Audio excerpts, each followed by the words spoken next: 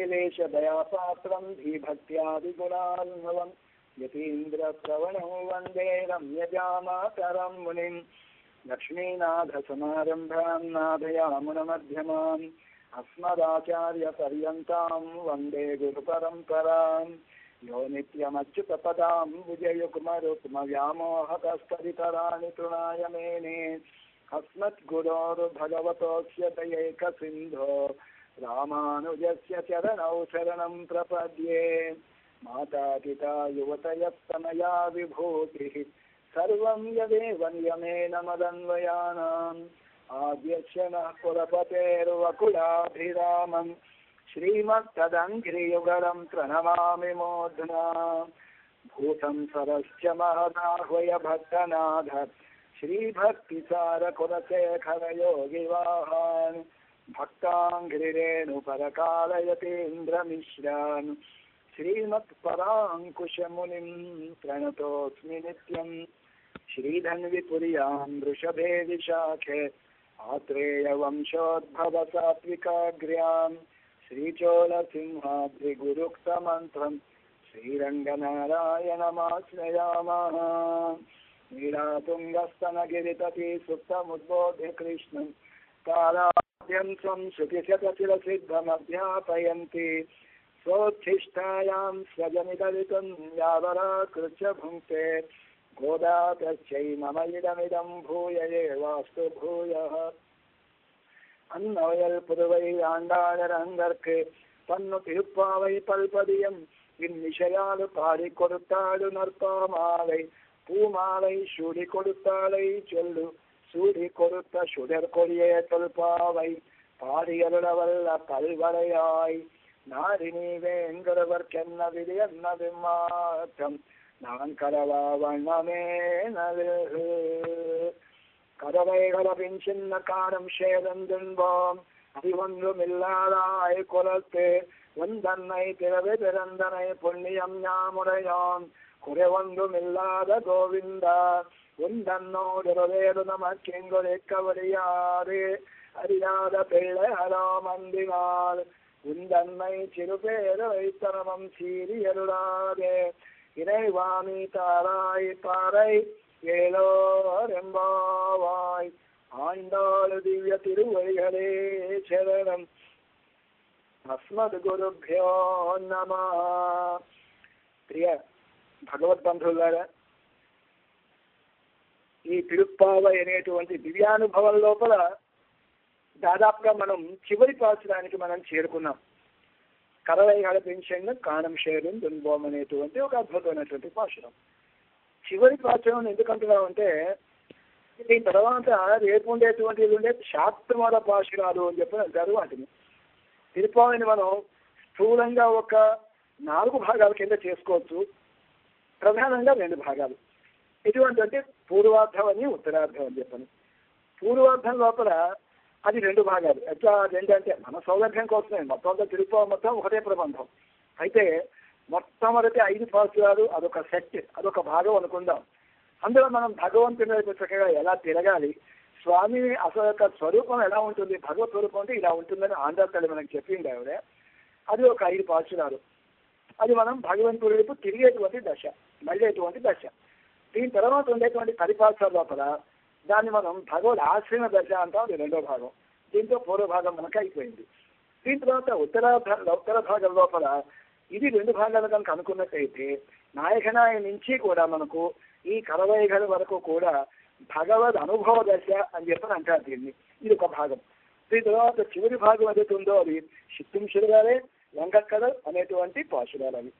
అయితే మరి ఈ రోజు పాసు ఏదైతుందో కరవైగల అనేటువంటిది అద్భుతమైనటువంటి పాశురం.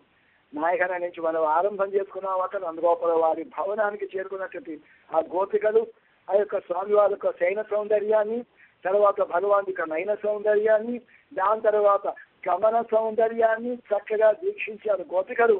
దాని తర్వాత అమ్మవారి కటాక్షంతో ఆ తర్వాత ఏదైతే స్వామి చక్కగా బయటకు వేంచేసిన తర్వాత స్వామి పాదాల్లో ఉండేటువంటి అరుణిమ అంటే ఒక ఎరుపుని చూసి, స్వామి మా కోసం ఎన్ని యుగాల్లో ఏ విధంగా ఎన్ని అవతారాలు ఇలా కష్టపడ్డావయ్యా అని చెప్పని ఆయన పాదాల మీద చక్కగా మంగళాశాసనం చేశారు. దాని తర్వాత భగవంతుడి యొక్క జన్మ రహస్యం కనుక తెలుసుకుంటే మనకందరికీ కూడా జన్మ ఉండదు అని చెప్పిన జన్మ రహస్యాన్ని చక్కగా చెప్పింది మన నాన్నగారి తల్లి. దాని తర్వాత వ్రతానికి చక్కగా కొన్ని వస్తువులు ఇవి కావాలి మాకని చెప్పని కోరుకున్నారు. పోలుగున శంగంగలు అన్నారు, తర్వాత పరై అన్నారు, పల్నాడు విషేపాలి అన్నారు, కొడియే అన్నారు, వితానమే అన్నారు. అవన్నీ చెప్పిన తర్వాత కోడారై పాత్ర లోపల ఇంకా మాకు కొన్ని విశేషాలు కావాలి అని చెప్పి అవన్నీ కూడా 6-7 మొదలైన పాలుచోరు అంటూ ఆ యొక్క చేతులకి ఉండే హస్తాభరణాలు, పాదాలకు ఉండే పాదాభరణాలు, భుజకేతులు ఇట్లాంటివన్నీ చెప్పి ఒక మధురైనటువంటి పాయసం ఏదైతే ఉందో కృష్ణ అది మీతో పాటు కలిసి మేము అనుభవించాలి అని చెప్పని కోరుకున్నారు. శోషుదే సర్వాన్ కామాన్ అని చెప్పినట్టుగా దాని తర్వాత మనకు ఈ కూడారై అనేటువంటి పాచులు అయిపోయిన తర్వాత ఆ మాధుర్యాన్ని అనుభవించిన తర్వాత ఇదిగో ఈ పాచులో మనం కరవైహళ్ అనేటువంటి అద్భుతమైనటువంటి పాచుల్లో మనం అడుగుపెట్టాం. అయితే భగవానుడు ఒకటి ఆలోచించాక మొట్టమొదటి పాసులో చెప్పినటువంటి ఏదైతే ఉందో ఈ ప్రాపకాలు ఏవైతే ఉన్నాయో అవన్నీ కూడా నిజానికి నేనే కదా అనుకున్నాడు స్వామి. నిజానికి అది వాస్తవమే. గోపికలకు ప్రాప్యము ప్రాపకము రెండూ కూడా సాక్షాత్తు కృష్ణ పరమాత్మే. అయితే దీంట్లోపల ఎలా ఉండాలి మనం? నారాయణనే అని చెప్పినప్పుడు దీంట్లోపల ఆ నారాయణుడే ఏమవుతున్నారు మనకి? ఉపాయము స్వామి అవుతున్నారు, ఉపేయము కూడా తానే అవుతున్నారు. పొందవలసినటువంటి వస్తువు ఆయనే, పొందడానికి సాధన కూడా ఆయనే అవుతున్నాడు. అయితే వీళ్ళని కోరుకుంటున్నారు అంటే గోపికలు వచ్చిన గోపికలు స్వామి మాకు కావలసింది నిరంతరము నీ యొక్క పాద పద్మముల యొక్క కైంకర్యమే మాకు కావాలి అంటున్నారు. దానికి వీళ్ళు ఏం చేస్తున్నారు? వాళ్ళ యొక్క ఉపాయ శూన్యతని, స్వామితో ఉండేటువంటి ఒక సంబంధాన్ని చక్కగా మనసారా భావించి నువ్వే మాకు ఉపాయం, సర్వ విధమైన అపచారాలు మేము చేసేది ఉన్న అపరాధాలు ఏవైతున్నాయో అవన్నీ కూడా క్షమించమంటున్నారు.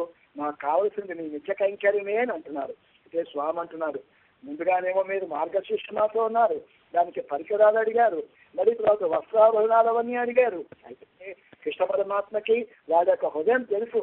అయితే వాళ్ళకి నిజంగా గోపిక కావాల్సింది ఐహికం కాదు, ఆముష్మికమే. అయితే అది తను చెప్తే బాగుండదు కదా, మనందరికీ కూడా ఆండాలు గారు చెప్పాలి కదా. గోపికల ద్వారా ఈ విధంగా చెప్పించాలి, వేరే నోట్తోనే చెప్పించాలని చెప్పని స్వామి అనుకున్నట్ట. అనుకోక మాట్లాడుతున్నారు గోపికలారా. సరే మీరేవో వస్తువులు అడిగారు, బాగుంది, పరిశీలించి కృప చేయమన్నారు, అది కూడా చాలా బాగుంది. ఆరాయం వెళ్ళడం అన్నారు కదా.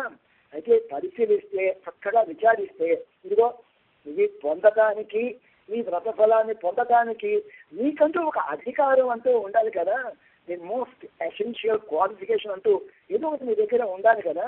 మరి మీరు ఈ ఫలాన్ని పొందటానికి మీరు ఏ యోగాను అనుష్ఠించారు, అసలు మీకు సాధనం ఏమిటి, మీ ప్రయత్నం ఏమిటి, ఇవన్నీ అడిగాడు స్వామి. అయితే గోపికలు అంటున్నారు, స్వామి కృష్ణ మాకు మేము చెప్పుకోదగినటువంటి ఒక సాధనం కానీ ఒక ప్రయత్నం కానీ అవి ఏమీ లేవయ్యా, నువ్వే మాకు సాధనము, మా సర్వస్వం కూడా నువ్వే అని చెప్పి అంటున్నారు. నిజానికి భగవంతుడే ఉపాయము అని నమ్మినటువంటి వాళ్ళు ఎలా ఉండాలి? భగవత్ప్రాప్తికి సాధనంగా తను ఆచరించినటువంటి సత్కర్మ అనేటువంటి ఏది లేదనుకోవాలి. తర్వాత తనకు ఏ విధమైనటువంటి ఒక యోగ్యత అనేటువంటిది లేదనడానికి నైత్యానుసంధాన్ని చక్కగా చేయాలి. తర్వాత తనకు ఉన్నటువంటి సుకృతం ఏదైతే ఉందో ఆ సుకృతం కేవలము స్వామి కళ్యాణ గుణపూర్ణుడు అని చెప్పి తెలుసుకోవడం మాత్రమే అని అనుకోవాలి. దాని తర్వాత భగవంతుడితో మనకు ఉండేటువంటి సంబంధాన్ని తలుచుకోవాలట. ఎటువంటి వాడు? అనంత కళ్యాణ కోటి గుణపూర్ణుడైన వాడు భగవానుడు. అటువంటి భగవానుడితోటి మనకు విడదీయరానటువంటి సంబంధం ఉంది అని చెప్పని మనం తెలుసుకోవాలి. దాని తర్వాత ఏం కోరుకోవాలి? మనం చేసినటువంటి అపచారాలు ఉపచారాలు అనేటువంటి బుద్ధితో చేసినటువంటి అపచారాలు ఏవైతున్నాయో వాటికి భగవాన్ క్షమించాలని చెప్పని మనం క్షమాపణ అనేటువంటిది మనస్ఫూర్తిగా మనం కోరుకోవాలి.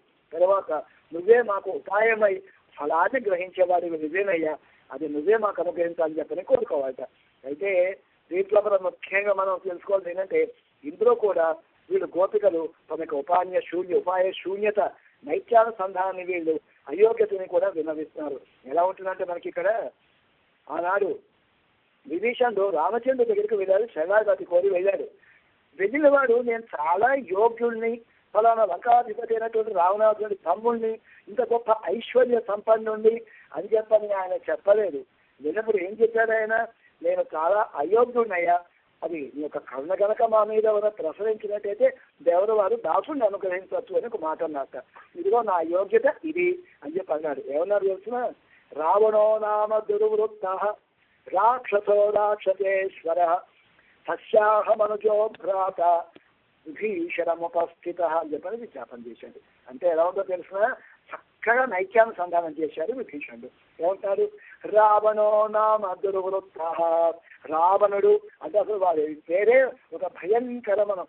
అంటే వారు ఎట్లాగా దీనిలోపల వారు ఎంతో ఆక్రందించేవారికి, ఎప్పుడు కూడా దుఃఖం ఏడిపోయేవారి కన్నా కూడా. అటువంటి వారు ఎలా ఉన్నారు? వారు ఏడిచేవారు, ఇంకోటి ఏడిపించేవారు. అది వారి బుద్ధి. రావణో నామ దుర్వృత్త, చెడు ప్రవర్తన గలవాడు. దురుత రాక్షస, వారెవరు? రాక్షసుడు. అంటే శాడిస్టిక్ మెంటాలిటీ అంటే చూసారు కదా. రాక్షసత్వం అంటే ఏంటంటే ఇంకోళ్ళు బాధపడుతుంటే ఆనందించేటువంటి స్వభావం దగ్గర ఉంటుందో దాన్ని రాక్షసత్వం అంటారు. అలాగే రావణో నామ దురుత రాక్షసు రాక్షసేశ్వర, అటువంటి స్వభావం ఉన్నటువంటి రాక్షసులు 1,000,000 మంది అందరికీ కూడా ఇతను ప్రభువు. అది రాక్షసేశ్వర. తస్యాహమనుజో భ్రాత విభీషణముపస్థిత.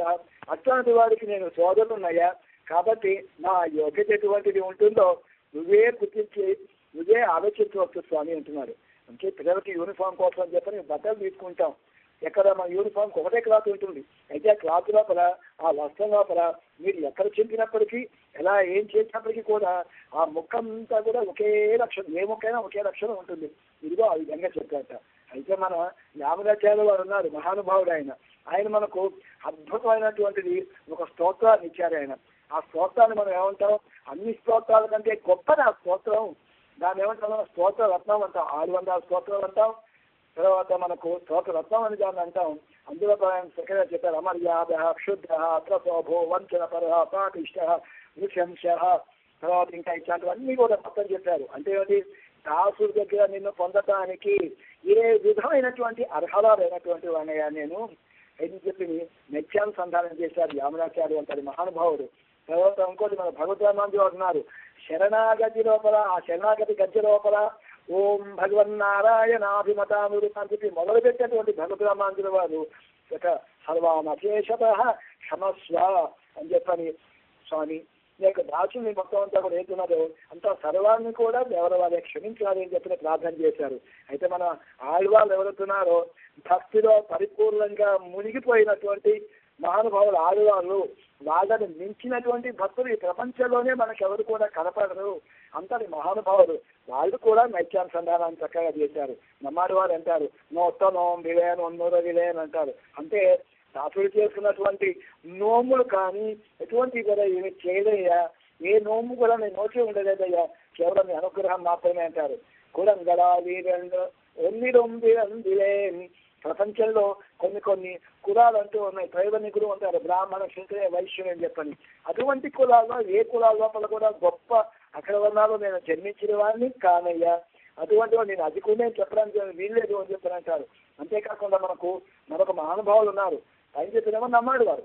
అయితే తిరుమల అనేటువంటి ప్రబంధం ఏదైతే ఉందో దాంట్లో మన తొందడిరాజు ఒకరు ఆలోచించారు. మనకి సాంప్రదాయాలు ఒక చక్కని ఒక సామెత ఒకటి ఉంది. తిరుమల అరియాదు పెరుమాళ్ తెలియదు అంటారు. తిరుమల అరియాదు పెరుమాళ్ తెలియదు అంటే ఏమిటి? మనకు తిరుమల ప్రబంధం కనుక మీకు ఎవరికి తెలియదా? మన ఎవరికి కూడాను పెరుమాళ్ అనేవాడు, ఆ తిరుమల అన్నవాడు ఆయన మనకు తెలియదుట. అంత అద్భుతం అది ఏదైతే ఉందో మనకి తిరుమల ప్రబంధం. అందులో చెప్తూ అంటారు స్వామి, మనం పిల్లలు తూయమయ్యిల్లే దాసుడి మనస్సులో ఒక్క పవిత్రత కానీ పవిత్రమైన భావన కానీ లేని వాడినయ్యా హే భగవత్ శ్రీరంగనాథా అని చెప్పని అంటారు. మరి మన నమ్మాడు వాడు అంటారు అగలగిల్లే నిలయమెంది అలరమేర మంగళమార్బా నిహరిల పోరాయ్ ఉరహమోన్నురయాయ్ என்னை ஆழ்வானே நிகரில மரணமுனி கலங்கரவே தும்பும் திருவேங்கடத்தானே புகழொன்றில்லான் அடியேன் உன்னடிக்கீழமறந்த புகுந்தேనే పుహరొన్నిల్లాన్ అడిగేన్ అంటే ఉపాయ శూన్యుడను, ఏ ఉపాయము ఏది కూడా లేనటువంటి దాసుల్ని తర్వాత దేవరు వారు ఇదే మమ్మల్ని అనుగ్రహించాలని చెప్పని అంటారు. అలాగే తర్వాత మనకు జన్మంగళయాయ్ అంటారు ఇంకో దగ్గర. అంటే నా జన్మాన్ని పోగొట్టేటువంటి వాడా అది నీవే ఉందని చేరవన్న మరుడాయే. ఈ యొక్క దివ్య పాదాల విందములు ఏవైతే ఉన్నాయో స్వామి ఎవరు వాళ్ళే ఆ యొక్క ఉపాయాన్ని మాకు చక్కగా చెప్పాలయ్యా అని చెప్పి అంటారు. అడియారు తమ అడియారు అని కోక్కలు అంటున్నారు. నీ దాసులకు దాసులు చేసి ఎంత తగ్గించుకున్నారంటే మహానుభావులు, ఇంతకంటే మించిన నైత్యానుసంధానం ఉండదు. భగవంతుని పొందటానికి మనం వెళ్ళిన చాలా గొప్పవాడినండి, ఇంత శ్రీమంతుడండి, మా వెనక ఇంత బంధుజనం ఉందండి, ఇవి కాదు. ఏది లేని వాడిని, దిక్కు లేని వాడిని అని చెప్పిన భగవంతుని మనం ఆశ్రయించాలి. భృత్య పరిచారక భృత్య మాం స్మర ఇది లోకనాథ. అంత పెద్ద చేర, చోళ, పాండ్య 3 సామ్రాజ్యాలకి మొత్తం మహాచక్రవర్తి అయినటువంటి కులశేఖరాలు వారి ఆ విధంగా అనుకున్నారు. దాసుల్ని చివరి వాడి కింద కట్టబడదు వాడి కింద అనుకోవయ్యా, నీ భృత్యులకి చివరి వాడు నన్ను అనుకోమని చెప్పన్నారు స్వామి. కాబట్టి అంటే ఈ యొక్క నైత్యానుసంధానం అంత గొప్పది. మన గోపికలు కూడా వీళ్ళు చక్కగా నైత్యానుసంధానం చేస్తున్నారు. వీళ్ళకి ఉపాయ శూన్యత ఏదైతే ఉందో దాన్ని చక్కగా తెలియజేస్తున్నారు. అంటే ఏముంటుంది, మనం ఎవరైనా ఒక డాక్టర్ గారి దగ్గరికి వెళ్ళామనుకోండి, డాక్టర్ గారి దగ్గరికి వెళ్ళినప్పుడు ఏదో మనకి జబ్బు, ఏదో వ్యాధి ఏదో ఉంది, మనం పీడిపోతున్నాం. వెళ్ళినప్పుడు ఏమడిగా డాక్టర్ గారి దగ్గరికి వెళ్ళి మనం చేసేటువంటి ఏదో అపత్యం మనం చేసి ఉంటాం, ఏదో తినకూడదని తిని ఉంటాం, అట్లాంటివన్నీ అది చెప్పాలి. తర్వాత ఇంకా ఎన్ని రోజులు బట్టి ఉంది, ఇట్లాంటివన్నీ మనం చెప్పాలి. చెప్పినప్పుడు దాన్ని బట్టి డాక్టర్ గారు చక్కగా దాన్ని అనాలిసిస్ చేసి మనకి ఏదో ఉందో, ఏం జబ్బు ఉంది, దానికి తగినటువంటి మందు మనకి ఇస్తారు. అదే కాకుండా వాడు ఎవరో వెళ్ళట్టు డాక్టర్ గారి దగ్గరికి వెళ్ళి, అయ్యా డాక్టర్ గారు నాకు చాలా బాగా తలకాయ నొప్పిగా ఉందండి అన్నారా, బాగుంది అంటే మళ్ళీ వీడియో డాక్టర్ చెప్పే లోపల అయ్యా లేదో శాల్జన్ టాబ్లెట్ అంటారు కదండి, అది కూడా నేను వేసుకున్నానండి కానీ తగ్గలేదు, ఇంకోటి వేసుకోమంటారా అండి అని అడుగుతారు. అనే డాక్టర్ లోపల ఇంకోనండి మా దగ్గర మిరియాల కషాయం ఏదో చేసిస్తుందండి, అది వేసుకుంటే తగ్గుతుంది కదా, అది కూడా వేసుకోవచ్చా డాక్టర్ గారు? ఇప్పుడు అన్నీ నువ్వే చెప్పేటప్పుడు ఇంకా నువ్వు డాక్టర్ గారి దగ్గరికి ఎంత వెళ్తావు, నువ్వే ప్రయత్నం చేసుకోవచ్చు కదా. కానీ నిజమైన వాడు ఏం చేస్తారట, రోగం ఏమిటి, ఆ రోగానికి ఏది దాచకుండా రోగ కారణము అని చేసిన అపత్యము, ఇవన్నీ కూడా చక్కగా చెప్పాలి. ఇంకోటి నాడు ఒక పెద్ద మనిషి డాక్టర్ గారి దగ్గరికి వెళ్ళాక, వెళ్ళిన తర్వాత మాట అంటారు, డాక్టర్ గారు బాగా కడుపునొప్పిగా ఉంది డాక్టర్ గారు అని చెప్పి అంటున్నారు. అనగానే డాక్టర్ గారు ఏమయ్యా ఏం తిన్నావయ్యా? ఏమీ తినద్దా డాక్టర్ గారు, ఒకే ఒక్క పండు తిన్నానండి అని చెప్పి అన్నట్టు. ఒకే ఒక్క పండు తిన్నావా, దానికి ఇంత నీ కడుపు నొప్పి వచ్చిందా? ఏం పండు తిన్నావయ్యా అని అడిగాడు. నేను పనస పండు తిన్నానండి ఏం చెప్పాట. అబ్బా, పనస పండు తినదా కడుపు నొప్పి రాకుండా ఉంటుందా? అయితే ఇక్కడ ఎవరైతే ఉన్నారో ఇక్కడ రోగానికి, ప్రపంచంలో మనకి రోగానికి కారణం వేరు, తర్వాత దాన్ని చేసే మందు వేరు, డాక్టరు ఆ వైద్యుడు వేరు, అనుపానం వేరు, పథ్యం వేరు, అపథ్యం వేరు, ఇన్ని రకాలుగా ఉంటుంది. కానీ ఈ భగవత్ ప్రేమ అనేటువంటి వ్యాధి ఏదైతే ఉందో దీనికి భగవంతుడే రోగ కారణం అవుతాడు, భగవంతుడే మందు, పథ్యము అపథ్యము కూడా భగవానుడే అవుతాడు. మనకు ఆదివారు చాలా చక్కగా చెప్తారు. అంటే నిజంగా ఈ సంసారం ఏదైతే ఉందో దీనికి నిజమైనటువంటి మందు అయిన వాడు ఎవడంటే భగవానుడే. అంటే ఎలా ఉంటుంది, ఈ సంసారానికి ఒక చక్కటి పేరు పెడతారు, దీనికి భవ రోగము ఉంది అని అంటారు. ఈ రోగానికి మందు ఎవరు, డాక్టర్ ఎవరు అంటే వైద్యుడు ఆయనే, తర్వాత మందు కూడా ఆయనే. అందుకని మనకు ఒక మాట చెప్తారు చక్కగా, ఒక చక్కటి శ్లోకం లోపల, శరీరం జర్జరీభూతం వ్యాధిగ్రస్తే కలేవరం ఔషధం జాహ్నవీతోయం వైద్యో నారాయణో హరిహి అని చెప్పనంటారు. అయితే మనకి సాధారణంగా ఏంటంటే ప్రపంచం లోపల కొన్ని ఏదో వాటికి వికృత రూపాలు, వికృతమైన అర్థాలు ఇచ్చేటువంటిది మన సమాజం. ఎవరు రాజు వైద్యో నారాయణో హరి, వాళ్ళ రాజుగారి దగ్గరికి వెళ్ళావా ఇక నీ పని అంతే అన్నట్టుగా వాడుతుంటారు. కానీ అది సరైన అర్థం కాదు మనకి.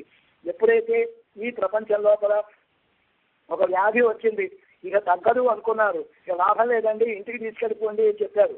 అలా చెప్పినప్పుడు పరిస్థితి లోపల నిజమైనటువంటి వైద్యుడు ఎవరవుతారు, నిజమైనటువంటి ఆ యొక్క మందు ఏదవుతుంది, ఔషధం ఏదవుతుంది చక్కగా చెప్పారు. శరీరం జర్జరీభూతం వ్యాధిగ్రస్తే కళేవరం ఔషధం జాహ్నవీతోయం వైద్యో నారాయణో హరి అంటున్నారు. శరీరం జర్జరీభూతం, శరీరంతో కూడా ముసలిది అయిపోయింది, వడిలిపోయింది, అయిపోయింది మొత్తం అంతా, ఇంకా వాడు శక్తిహీనుడయ్యాడు. తర్వాత ఆ యొక్క శరీరం మొత్తం అంతా కూడా అన్ని వ్యాధులు కూడా సంక్రమించాయి, ఇక తగ్గదు అని చెప్పి డాక్టర్ చెప్పారు.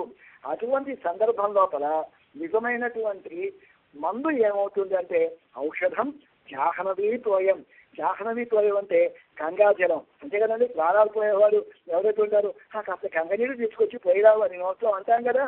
ఏం గంగనీరే ఎందుకు పోయాలి? కృష్ణానది నీళ్ళు అదే గోదావరి నీళ్ళు లేదా ఇంకా జలం నీళ్ళు మనం పోయొచ్చు కదా కావేరి నీళ్ళు. కానీ ఏంటంటే విష్ణు పాదోద్భవం గంగా అంటే ఏంటి? విష్ణు పాదోద్గంగా గంగా, విష్ణు పాదోద్భవి గంగా. కాబట్టి ఏంటంటే అది సాక్షాత్తు పెరుమాళక పాదతీర్థం అనమాట. అది కాబట్టి దాని నోట్లో ప్రేమంతా అది తను అంతా అక్కడ. తర్వాత వైద్యులు ఎవరవుతారు? ఏమన్నా ఉంటే మీరు మన భగవంతుని ప్రార్థన చేయండి అని చెప్పంటారు. డాక్టర్లు చెప్పేసి వెళ్ళిపోతారు. డాక్టర్ కేవలం మందు మాత్రమే ఇవ్వగలుగుతారు.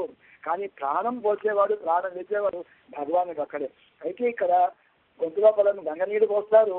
దాని తర్వాత వైద్యం నారాయణో హరి అంటే ఎవరు? సాక్షాత్తు శ్రీమన్నారాయణుడే వైద్యుట. అంటే ఇక్కడ ప్రాణం నిలబెట్టాలన్నా లేకపోతే భవరోగము అనేటు దీన్ని నశింపచేసి శాశ్వతమైన అమృతత్వాన్ని అందించాలన్నప్పుడు కూడా భగవానుడే అవుతారు. అందుకే మనకు ఆల్వాళ్ళు అంటారు ఆయన హరందమరందం అంటే గొల్ల పిల్లాడు ఎవరైతే ఉన్నారో ఆ కృష్ణుడు ఎవరైతే ఉన్నారో ఆయనే మనకు నిజమైన మందు అని. మరుందం అమృతమం తానే, మరుందం అమృతమం తానే అంటే ఏమిటి? మందు ఆయనే, తర్వాత అమృతం కూడా స్వామి అంటారు. నచ్చు మామరుందమెన్నం అంటారు ఆలువాళ్ళు. అంటే అందరూ చక్కగా ప్రశంసించేటువంటి నిజమైనటువంటి గొప్ప ఔషధం ఏదంటే మనకి భగవానుడే అని చెప్పని. కాదు మనకి ఈ పాశ్వంలో ఏదైతే ఉంటుందో వీళ్ళు మా దగ్గర ఏది లేదు అని చెప్పని విజ్ఞాపన చేస్తారు. కరవైగల పెన్షన్ కాణం షేరందు ఉన్బోం, కరవైగల పెన్షన్ కాణం షేరందు ఉన్బోం. మా దగ్గర ఒకటి గురించి అడుగుతావా కృష్ణ? మేము ఏలాంటి వాడో మేము తెలిసిన కరవైగల పెన్షన్. కరవైగల అంటే పశువులు, కరవైగల పెన్షన్ అంటే వాటి వెనకనే అది తోక ముచ్చుకొని అవి ఎటుపోతే అటు వెళ్ళేటువంటి వారమయ్యా మేము. అయితే ఎక్కడికి చేస్తాం? మా పశువులు ఎక్కడికి చేస్తాయంటే అవి చక్కగా వెళ్ళి అడవిలో చేస్తాయి కవన్నీ. కరవైగల పెన్షన్ కాణం షేరిందే ఎక్కడికి వెళ్తాం? పశువుల్ని పుచ్చుకొని ఆ వెనకాలే నడుచుకుంటూ వెళ్ళి అడవుల్లో మేము చేస్తామని చెప్పి అంటున్నారు. కాణం షేరిందు అక్కడికి వెళ్ళిన తర్వాత ఏం చేస్తాం? మేము వెళ్ళి ఉంబోం అంటే ఒక ఆచారం కానీ, ఒక వ్యవహారం కానీ, ఒక గురువులను కానీ, ఒక సంస్కారం కానీ ఎటువంటివి లేనటువంటి వాళ్ళం మేము. అంటే ఏం చేస్తాం? మేము చక్కగా పశువుల వెనకాల వెళ్ళటము, అడవికి చేరడము, అక్కడ మేము తింటాం, ఆహారం తింటాం. అంటే పొద్దునే లేవగానే తింటమే ఒక స్వభావంగా కలవాళ్ళం అని చెప్పి అంటున్నారు. ఏమిటి తింటాం? వీళ్ళు ఏం తింటారు అనుకున్నప్పుడు ఏదో మరీ గది కట్టుకుని పొద్దునే మళ్ళాగా ధనువాసంలో పొద్దునే వేసి 4 గంటలు వేసి ప్రసాదం చేసుకున్నట్టుగా అలా చేస్తారా వీళ్ళు? అలా ఏం చెయ్యాలట. ఏం చేస్తారట? ఎప్పుడో రాత్రి వేళ చద్దన్నం ఉంటుంది, దాని చేసి పెరుగు కలుపుని ఈ పెరుగున్నాన్ని ఈ కత్తి మూట కట్టుకుని దీన్ని పెడతారట వెళ్ళి. అది తినేటువంటి వాళ్ళమయ్యా అంటున్నారు. కరవైగల పెన్షన్ కాణం షేరెందు ఉన్బోం అరివందుమిల్లాద ఆయ కొలత్తే అంటే స్వామి అంటున్నారు. అంటే మీకు సధర్మం కదా, ఏదో ఒక యోగం ఏదో ఉంది కదా అనబోతున్నారు. ఇద్దరు అదేం లేదయా. అరివందు మిల్లాద ఆయ కొలత్తే. అరివు అంటే మనకి తమిళ భాషలో జ్ఞానము అని చెప్పని అర్థం. అంటే మేము జ్ఞానశూన్యులము అని చెప్పి అంటున్నాం. అరివందు మిల్లాద ఆయ కొలత్ ఏ విధమైనటువంటి జ్ఞానానికి అవకాశం లేనటువంటి గొల్ల పొలంలో పుట్టిన వాళ్ళయా మేము. అయితే మీ దగ్గర ఏమి యోగ్యత లేదంటున్నారు కదా, మరి మిమ్మల్ని ఎందుకు అనుగ్రహించాలి? ఎందుకు ఏంటి అసలు ఏమిచ్చి మీకు ఇవ్వనని అంటం లేదు. కానీ ఏదో ఒకటి మీ దగ్గర ఏముంది, ఏమి లేదన్నప్పుడు మరి మేము ఏం చేయాలి అంటున్నారు స్వామి. అంటే మేము చేసుకున్న పుణ్యం అంటూ ఏం లేదన్నాం, కానీ మీకు వచ్చి పడినటువంటి పుణ్యం లేదని ఏమనలేదు కదా. మాకు వద్దనుకున్నా కాదనుకున్నా మాకు వచ్చి పడిన పుణ్యం అనేటువంటి ఒకటి ఉంది, అనుకోకుండా వచ్చిన పుణ్యం. అదేమిటి? ఉందన్నై పిరవి పిరందనై పుణ్యం యాముళయం. ఉందన్నై పిరవి పిరందనై పుణ్యం యాముళయం అంటే ఏమిటి? మా మధ్యన నువ్వు ఉన్నావే, నువ్వు మా దగ్గర మా మధ్యలో జన్మించావు, ఈ పుణ్యం అనేటువంటిది మేము చేసుకున్నామయ్యా అని చెప్పి అంటున్నారు. అయితే అది 100 మిల్లాల ఆయకులతో అన్నారు. తర్వాత ఇక్కడేమంటున్నారు ఇప్పుడు? కొరవంగు మిల్లాద గోవింద, కొరవంగు మిల్లాద గోవింద అంటే ఏ విధమైనటువంటి చిన్నపాటి లోటు అన్నటువంటి లేనటువంటి కళ్యాణ గుణ పరిపూర్ణమైనటువంటి స్వామి హే భగవన్ కృష్ణ గోవింద అని చెప్పంటున్నారు. ఇది మనకి ఎన్నో గోవింద, నిన్న ఒకసారి గోవింద అని చెప్పాం, కూడార వెళ్ళము చేరు గోవింద. మళ్ళీ ఇది 2వసారి గోవింద, కొరవందు మిల్లాద గోవింద. అంటే వీళ్ళు ఏమంటున్నారు అంటే మీరు పళ్ళ మెరుగు నిజము దేవుడు ఎరుగు కదా. కాబట్టి ఏంటంటేను నువ్వు అత్యంత కళ్యాణ గుణపూర్ణుడివి, మరి మేము అత్యంత జ్ఞాన శూన్యులము. మరి ఎలా ఉండాలి? నువ్వు ఒక మంచి గొప్ప తటాకలాంటి ఆ పై నుంచి ఒక ప్రవహించే జలం కిందికి రావాలి కదా. కాబట్టి అంత పరిపూర్ణుడివి, కురవంద్రమిల్లాద గోవింద అన్నప్పుడు సరే బాగానే ఉంది, గోవింద గోవింద గోవింద అని చెప్పని ఇప్పుడు అంటున్నారు. కానీ ఇంతవరకు ఈ బుద్ధి మీకు ఏమైంది? ఇంతవరకు గోవిందనామాన్ని మీరు ఉచ్చరించారా? మీకోసం మీ మధ్యన వచ్చానే అన్నటువంటిది ఏమన్నా ఇప్పుడు మీరు తలుచుకున్నారా? ఏమంటున్నారు? మీరు అందరూ కూడాను ఏవో పెద్ద పేర్లు పెట్టి పిలిచారు. నారాయణ అన్నారు, కేశవ అన్నారు, అవన్నీ ఏవేవో పేర్లు పెట్టి పిలిచారు. మరి అదంతా పేరు ఎంతవరకు మీరు ఇది సమంజసం అన్నట్టుగా స్వామి అన్నట్ట. ఇప్పుడు గోవింద అని ఈ పేరు మీకు గుర్తుకొచ్చిందా అంటే, ఇవో నువ్వు స్వామి ఏదైతే ఉందో నీకు మాకున్నటువంటి సంబంధం ఏదైతే ఉందో మేము తెంపుకొని వెళ్ళిపోవాలన్నా మేము తెంపుకొని వెళ్ళటం మాకు సాధ్యం కాదు. అలాగే నువ్వు తెంపుకొని వెళ్ళాలని చూస్తున్నావేమో, నీకు కూడా మా యొక్క సంబంధాన్ని తెంపుకొని వెళ్ళటం నీకు కూడా అది శాస్త్ర సమ్మతమైనటువంటి కాదయ్యా. నువ్వు కూడా మా నుంచి బంధాన్ని తెంపుకొని వెళ్ళలేవు. నీకు మాకు కూడా అంటే ఏమిటి? ఈ జీవుడికి పరమాత్మకి కూడా 9 రకాల విడదీరానటువంటి సంబంధం అనేటువంటిది మొట్టమొదటి నుంచి కూడా ఉంది కదయా అని మా పాట అంటున్నారు వీళ్ళు. అయితే ఇక నేను పేరు పెట్టి పిలవటం అంటావా గోవింద అని చెప్పని. అయితే మాకు నువ్వు గోవిందుడు మాకు తెలుసు, కానీ ఈ నారాయణ ముఖ ఆ పేర్లని నేను పెట్టానే. ఇప్పుడు నీ పేరు ఏదైతే ఉందో గోవిందనామం కింద, ఆ గోవిందనామం ఏదో నాకు అద్భుతమైన నామం ఉండరా? ఇదిగో నారాయణ అటువంటి పేర్లన్నీ కూడా చిన్న పేర్లు అయిపోయిన సంగతి నేను గ్రహించామయ్యా. అందులో అంటున్నారు, ఏమంటున్నారు వీళ్ళు? అరియాద పిల్లగలవం అంటున్నారు. అంటే ఎట్లాగా? మాకు ఈ విధంగా ఎందుకు పిలిచామని అంటున్నావు కదా నువ్వు. మాకు అరియాద అంటే ఏంటి? అజ్ఞానంతో, ఒక పదాకుతోటి, ఏమి తెలియని తనంతో అరియాద. తర్వాత ఇంకోటి పిల్లగలం. నేను ఎవరు మొట్టమొదటి భాష అని చెప్పాము వారికి. చదివ చిరుమీరు హాడని. చిరుమీరు హాడు అంటే చిరుమి అంటే చిన్నపిల్ల కాదు. మేము అందరం ఎవరు? మేము చిన్నపిల్లలు. పిల్లలకి ఏమన్నా జ్ఞానం ఉంటుందా? వారికి ఏమన్నా తెలివి అనేది ఒకటి ఉంటుందా? నువ్వైనా గ్రహించాలి కదా స్వామి. అరియాద పిల్లగలం, చిన్నపిల్లలం, మేము అజ్ఞానము చిన్నపిల్లలము. ఇంకా ఏమిటి? మాకు నిన్ను ప్రేమించడం తప్ప మాకు ఇంకోటి తెలియదు. ప్రేమ మనుషులమై ఏదో తెలుసో తెలియదు నోట్లోది ఏదో కొన్ని మాటలు మేము మాట్లాడామయ్యా. ఏదో కొన్ని పేర్లు పెట్టి నిన్ను పిలుచుకున్నాం. ఉందన్నై చిరుపేదలు ఇత్తనమమ్మ సీరియరుడాదే. చిన్న పేరు పెట్టి పిలిచామని చెప్పని కోపగించుకోకు గోవింద అంటూ. చిన్న పేర చెప్పినటువంటి పేర్లు ఎటువంటి పేర్లు? నారాయణ అన్నారు, కేశవుని అన్నారు. ఇవన్నీ కూడా చిన్న పేర్ల. నారాయణ అమ్మ చిన్నదా? అంతేక ఎప్పుడైతే ఆ పరంపదాన్ని వదిలిపెట్టి ఆ శ్రీవైకుంఠాన్ని వదిలిపెట్టి మళ్ళీ అక్కడి నుంచి ఏష నారాయణ శ్రీరామ నికేతన అని చెప్పినట్టుగా ఆ యొక్క క్షీరాబ్దిని వదిలిపెట్టి ఆఖరికి తను జన్మించినటువంటి మధురా నగరిని కూడా వదిలిపెట్టి గోకులానికి వచ్చాడే స్వామి. గోవిందుడు అనిపించుకున్నాడే. ఈ గోవిందుడు అనేటువంటి పేరు, గోవిందుడు అందరి వాడు అంటే మనవాడు. అయితే అటువంటి ఆ గోవింద నామం కింద దాని ముందర ఈ నారాయణాది నామాలన్నీ కూడా చిన్న పేర్లు అవుతున్నాయట. ఉందన్నై చిరు పేరలైతనవం సీరియరుడాదే కోటగించోకయ్యా స్వామి మాధవ. సీరియరుడాదే ఇరైవాణి తారాయి పరే. వచ్చినటువంటి పరానేటువంటి రాజ్య విశేషం ఏదైతే ఉందో మాకు కృప చేయాలి కృష్ణ అని చెప్పని అంటున్నారు వీళ్ళు. అయితే కరవైహళ్ళు పెంచేందు కాలం శరీరంలో ఉండిపోమని చెప్పినప్పుడు పశువుల వెనకాల పడి వెళ్ళి అడవిలో చేరి అక్కడ చక్కగా భుజించేటువంటి వాళ్ళమయ్యా ఇది మేము అంటున్నారు. అయితే ప్రపంచంలో ఎలా ఉంటుందంటే జంతువుకి మనిషికి ఏమన్నా తేడా ఉందా? అందుకే మనం అంటుంటారు, ఒక సాంస్కృతి కూడా ఉంది మనకి, ద్విపాద పశువులండి వాళ్ళు అంటుంటారు. ద్విపాద పశువు అంటే 2 కాళ్ళు ఉన్నటువంటి జంతువు అన్నటువంటి. అయితే జంతువు మనిషి కూడా చాలా ఒక 4-5 లక్షణాల లోపల సమానమేట. ఏదో ఒక్కటి మాత్రం మన దగ్గర ఎక్స్ట్రా ఉంటుంది. అయితే ఎలా అంటారు? ఏమి? ఆహార నిద్ర భయమైధనాన్ని సామాన్యమే తత్ పశుభేరు నారాయణం అంటున్నారు. అంటే ఏంటి? ఆహారము నిద్ర ఇత్యాది ఏవైతే ఉన్నాయో దాంట్లో ఇవన్నీ కూడా జంతువులకి మనకు కూడా సామాన్యమేట. ఇట్లాగా ఆహారం ఉంది, మనము తింటున్నాం ఏదో ఒకటి. పక్కన అంటే ఒక పశువు ఉంటుంది, అది గడ్డి తింటుంది. ఇంకోటి అంటే కుక్క ఉంటుంది, ఇంకేదో తింటుంది. అయితే అవి కూడా ఆహారాన్ని తింటున్నాయి, కడుపు నింపుకుంటున్నాయి. అయితే నిద్ర అనేది ఉంది, అది ఎక్కడో చెట్టు కిందనో లేకపోతే ఇంకెక్కడో పోయి అది కూడా చక్కగా విశ్రాంతి తీసుకుంటుంది నిద్ర. అయితే మనం కూడా మనకుండే వసతులు బట్టి మనం నిద్ర చేస్తాం మనం కూడా. అయితే నిద్ర సమానమే, ఆహారము సమానమే, దాని తర్వాత భయము కూడా సమానమే. కట్టె పట్టుకొని మనం కనుక పశువు పారిపోతుంది, కుక్క పారిపోతుంది, పిల్లి పారిపోతుంది. అంటే దానికి కూడా భయం ఉంది, అది కూడా భయపడుతుంది. మనం కూడా భయపడుతుంటాం. అంటే ఎక్కడవుతుందో, ఏం ప్రమాదం అవుతుందో, ఏం ఉపద్రవం అవుతుందో అని చెప్పని అనుక్షణము కూడా మనం భయకంపితూనే మనం కూడా జీవిస్తుంటాం.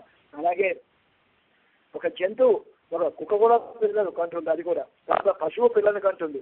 మనం కూడా సంతానం మనకు కూడా ఉంటుంది. అంటే ఈ లక్షణాలని కూడా నిజంగా చెప్పాలంటే జంతు లక్షణాలే కదా.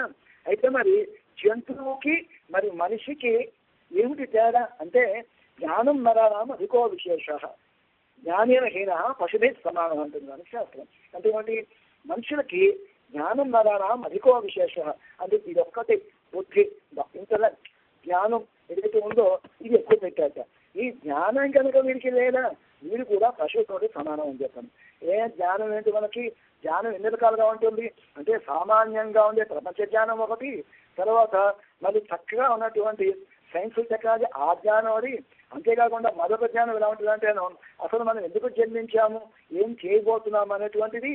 తర్వాత వేదాల్లో, పురాణాల్లో, ఇతిహాసం లాంటిది జ్ఞానాన్ని సంపాదించడం అదొక జ్ఞానం ఏంటైతే, తర్వాత ఉత్తమమైనటువంటి సదాచారుని ఆశ్రయించి తిరు అష్టాక్షరి మహామంత్రాన్ని, ద్వయాన్ని, చర్మశ్లోకాన్ని పంచసంస్కార పూర్వకంగా పొంది ఈ యొక్క జన్మని చరిత్రార్థం చేసుకోవడం ఏదైతే ఉంటుందో అది ఉత్తమమైనటువంటి జ్ఞానము అని చెప్పని అంటారు. అయితే ఇక్కడ గోపికలు చెప్తున్నారు, స్వామి మేము ఆశ్రయించిన గురువులు ఎవరో తెలుసునా పశువులు.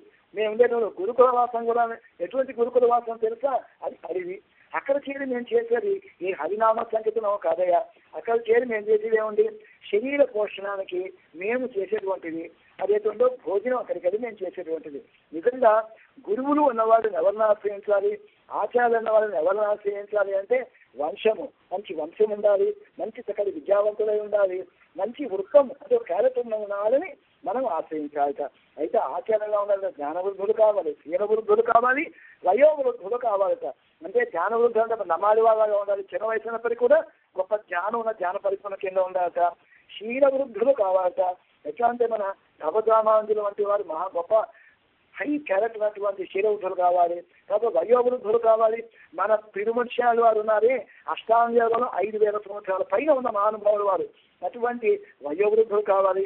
మరి పోనీ ఈ కాలంలో మనకి అటువంటి 3 కలిసి ఉన్నటువంటి మహానుభావులు భగవద్రామానుజుల వారు, అటువంటి మహానుభావులై ఉండాలి. ఆచార్యం ఏదైతే మనం వెళ్ళేటువంటి ఆశ్రయించేటువంటి గురువు. అయితే ఇక్కడ ఎలా ఉంది, మేము ఆశ్రయించిన పశువులు ఎవరైతే ఉన్నారో ఆ పశువులు జాతి చూద్దామా, పిరియడ్ జాతి జంతువులు అవి. విద్య చూద్దామా, పశువుకే ఉంటుంది, వారి పశువు అంటే అంటాం. అంటే జ్ఞానహీనమైనటువంటివి. వృత్తం చూస్తే హీన వృత్తం, వాటికి ఒక పద్ధతి పాల్గొంటే ఏముండదు. అయితే అటువంటిదయ్యా మేము వెళ్ళి ఆశ్రయించేటువంటి గురువులు. దాని తర్వాత మేము వెళ్ళి కొన్ని పశువుల వెంటబడి వెళ్ళినప్పటికీ కూడా వెళ్ళినప్పుడు ఎక్కడికి, సత్పురుషులు నివసించేటువంటి సాక్షాత్తు భగవంతుడే అన్న పేరున్నటువంటి ఏమన్నా ఉందే అటువంటి వనాలకి మేము వెళ్తున్నామా. ఎలా ఉంటుందంటే నైమిషారణ్యం ఉంది ఉదాహరణకు. నైమిషారణ్యం సాక్షాత్తు వనమే భగవంతుడు అక్కడ. అలాంటి వనం మేము వెళ్ళేటువంటిది కాదు. కొన్ని బదరికాశ్రమం, బదరికావనం అంటాం. బదరికాశ్రమం అంటే ఏంటి, రేగు పళ్ళ తోట. కొన్ని అటువంటిది ఏమన్నా వెళ్ళి అక్కడ నరనారాయణులు ఉన్నారు, అటువంటి అడవిన మేము వెళ్ళి ఆశ్రయించినటువంటిది. మేము వెళ్ళి ఎక్కడికి వెళ్తున్నాం మేము, బృందావనము. ఈ బృందావనం అంటే ఏంటది, ఒక పల్లేరు కాయల అడవి. అంతే తప్ప అది వేరేది కాదే. ఇక్కడ చిన్న విషయం ఉంటుంది మనకు. ఎటువంటిదంటే కృష్ణ పరమాత్మ గోపికలు వీళ్ళు కలుసుకోవడానికి ఎక్కడికి వెళ్ళినప్పటికీ కూడా వీళ్ళు పుట్టుబడుతున్నారు గోపకలు వద్దు.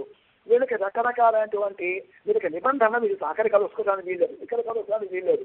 ఏం చేయాలి కృష్ణ అని చెప్పని అడిగారు గోపికలు ఒక రోజున. అడిగేసరికి స్వామి ఆలోచించాక, అదిగో అక్కడ ఫలానా దగ్గర ఒక వనం అనేది ఒకటి ఉంది. ఆ వనం ఎలా ఉంటుందంటే మొత్తం అంతా పల్లేరుకాయతో, బృందావనం అంటే పల్లేరుకాయల వనం అని, అంతా పల్లేరుకాయలే, అక్కడ మనం కలుసుకోవచ్చు అని చెప్పారు. అమ్మో పల్లేరుకాయల వనం ఎలా కలుసుకోవచ్చు అన్నారు. నేను చూసుకుంటాగా మీరు రండి అన్నారు స్వామి. ఎప్పుడైతే భగవాన్ అక్కడ పాదాలు విందాములు అక్కడ మోపారు, అక్కడికి వెళ్ళాడో ఆ పల్లేరుకాయలన్నీ కూడా మాయమయ్యాయట. చక్కగా గోపికలకి భగవానుడికి చక్కగా విహరించడానికి చక్కగా వ్యార భూమి అయిందిట. అయితే వీళ్ళేమంటున్నారు, ఈ గోపికలు ఏమంటున్నారు, ఇప్పుడు ప్రస్తుతం ఏమంటున్నారు, నేను వెళ్ళేది మామూలు అడవికి అయ్యా మేము వెళ్ళేటువంటిది. ఆ అడవిలో గోవుల గంట వెళ్ళి నేను చేరేటువంటి అడవి. అయితే ఆ వెళ్ళిన తర్వాత అక్కడికి వెళ్ళి మేమేం చేస్తున్నాము, ఉట్టిగా ఏదో ఒకటి మాకు కాలం షేరందు ఉంభోం. అక్కడికి మేమేం చేస్తున్నాము, చక్కగా కమ్మగా మనం తింటున్నాం. మేము వెళ్ళి అక్కడికి వెళ్ళి తిండే ప్రధానంగా మేము తింటున్నాం అక్కడికి. అయితే మేము తినే తిండైనప్పుడు కూడా ఏదైనా తరించడానికి ఏదైనా ఒక పుణ్యం ఏదో సంపాదించుకోవడానికైనా ఉందనుకుంటున్నావా? అట్లాంటిది ఏం కాదయా. మేము తినేటువంటిది ఆకలి తీర్చుకోవడం కోసం తింటున్నాం అంతే. అదే ప్రసాదం కాదు, పెరుమాళ కారం చేసిన ప్రసాదం కాదు. పోనీ కోవిళ్ళకు కూడా దేవాలయంలో ఆరోగ్యం చేసిన ప్రసాదం అంటే అది కూడా కాదు. పోనీ మేము తినేటప్పుడు ఏమన్నా తూర్పుని తిరిగి తిన్నట్టు ఏదో మన ఐశ్వర్యం వస్తుంది, ఫలానా దిక్కు తిరిగి తింటే అదేదో మన విద్య కలుగుతుంది, అలాగ 4 దిక్కులకి 4 ఫలాలు ఉన్నాయి. పోనీ ఆ దిక్కులు ఏమన్నా సూచికలు తినేవాడు అంటే అది కూడా మాకు తెలియదు. పోనీ చెంగిలి కానీ అంటూ సొంత అదేవి కూడా మాకు తెలియదు అని అంటారు. ఎందుకంటే మేము ఎంగిలి అని మాకు తెలియదు. ఒకళ్ళ దాంట్లో ఒకళ్ళు, ఒకళ్ళ ప్రతి మూటలు అలా తినేటువంటి వాళ్ళం మేము. కాబట్టి మాకు అలాంటి ఏమీ లేవు అని చెప్పినట్టున్నారు. అంటే స్వామి అంటున్నారు కదా, ఇదిగో మీరు ఇవన్నీ మాటలు చెప్తున్నారు అంటే మీరు ఏం చేశారు? మీ దగ్గర ఏం పుణ్యం లేదు అంటున్నారు కదా, మీ దగ్గర పుణ్యం ఉంది నేను చెప్తానంటున్నారు భగవానుడు. ఎట్లాగా? మీరు చేసింది ఏమిటో తెలుసిన, మీ స్వధర్మాన్ని మీరు ఆచరించారు. ఎవరైతే వాడు స్వధర్మాన్ని ఆచరిస్తారో వారు కర్మయోగాన్ని ఆచరించిన వాడు అవుతారు. కర్మయోగం కూడా పుణ్యాన్ని కలిగిస్తుంది అంటున్నారు. ఎట్లాగా? మీరు మీ సుఖం అంటున్నారు స్వామి. ఏమిటి? పశువులు ఉన్నాయి, పశువులను చక్కగా మీరు ఏం చేస్తున్నారు? ఇది మీరు అడుగుకు తీసుకొస్తున్నారు. అంటే ఇది మీకు ఏంటిది? మీ యొక్క స్వధర్మం చెప్తుందో మీరు దాన్ని ఆచరిస్తున్నారు. ఇది మీరు చేస్తున్నటువంటి పుణ్యం. తర్వాత ఇంకోటి ఏంటి? అరణ్యంలో మీరు చక్కగా వెళ్ళాక తిరుగుతున్నారు. అరణ్యంలో తిరుగుతారు. అరణ్యంలో ఎవరుంటారో మీకు తెలుసా? వానప్రస్థులు ఉంటారు అరణ్యంలో. అంటే ఏమిటి? మీరు వనంలో వెళ్ళి నిత్యము ఎక్కువ సమయం అక్కడ గడుపుతారు కాబట్టి మీరు వానప్రస్థులు అయ్యారు. అది ఒక పుణ్య విశేషము. తర్వాత అది మీకు ఒక ఆశ్రమ ధర్మం అయింది మీకు అక్కడ. అయితే ఇంకోటి, ఇక్కడ మీరు ఆ భోగులు ఏమవుతున్నాయో అది నేర్చుకొని వస్తున్నారు. అది కూడా ఏంటి? మీకు శిష్య ధర్మం అయింది అంటున్నారు భగవానుడు. ఏమంటే శిష్య ధర్మం అయింది కూడా మీ పెద్దవాళ్ళు గోపకుల వృద్ధులు వాళ్ళందరూ మీకు పూజలేరు. వారందరూ మీకు ఏం చెప్పారు? ఈ పశువులు చక్కగా మేపుకోరమ్మండి అంటున్నారు. కాబట్టి మీకు ఏమైంది? చక్కగా ఇది మీకు ఒక శిష్య ధర్మాన్ని కూడా మీరు చక్కగా నిర్వర్తించిన వాళ్ళు అయ్యారు అంటున్నారు. కాబట్టి మీరు ఏదీ లేదంటున్నారు కదా, కానీ ఇవన్నీ మీరు చేస్తున్నారు కదా అంటే వీళ్ళు అంటున్నారు. అయితే ఇంకో మాట ఉన్నారు స్వామి, మరి ఇప్పుడు ఇవన్నీ మేము చేస్తున్నాం అంటున్నాం అన్నప్పుడు స్వామి అంటున్నారు, అవును మీరు ఇద్దరు మీరు చేస్తున్న పుణ్య విశేషం, ఇదంతా సుకృతం. అంటే స్వామి ఇంకో మాట ఉన్నారు, ఇదంతా మీరు ఏదైతే చేస్తున్నారో అది మేము కూడా చేస్తున్నాము.